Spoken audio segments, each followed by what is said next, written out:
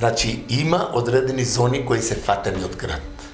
Тука не треба да се чека, ово, значи, по врнежите од град, оние оштетување на ластарите, кои треба веќе да диференцираат папки за наредната година, тука треба еден квалитетен препарат, комбинација од препарати, за што побрзо зараснување на оние рани, бидејќи почнува диференцијацијата на папките за наредната година, а тие рани треба да бидат заранети што побрзо и средствата на база на бакар, било од кој од нив, со стручна консултација секако, за таквото заранување и можна инфективна некоја касна појава на на пламеницата, бидејќи минатата година ние имавме во Кавадарци на оние филизи на виновата лоза многу голем напад од пламеница.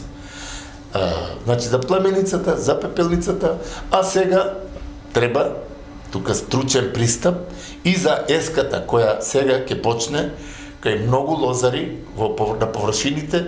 Ми велат професоре, минатата година имав 2-3 чокота кои нагло апоплектично паѓа, сега имам 10-15. Значи таа појава се шири. И за да не се шири, треба органолептички преглед, да се види степенот на зараза, да се види причинителот или причинителите, бидејќи тоа е комплекс од оболување еската. И од фомопсисот, и фузариумот или вертицилиумот, и антракнозата, и сите тие, и куигнардијата, тука се субираат и прават еден комплекс каде што апоплектично ја потиснуваат лозата и таа нагло овенува и умира. За таквото нешто треба стручен пристап и мерки зависно од тоа каков и колкав и со кој степен е нападот. Значи за виновата лоза заштитата е сега една од важните мерки после врнежите од дожд и град кај што имало на одредени локалитети и тука виновата лоза со тоа наводнување што го имаме, дали ќе има потреба тука негде при крајот, ако нема други врнежи, бидејќи има најава после тие 3-4 дена, пак да имаме еден ладен, квалитетен бранд со добри врнежи од дожд. Тоа тамо некаде после 18-20.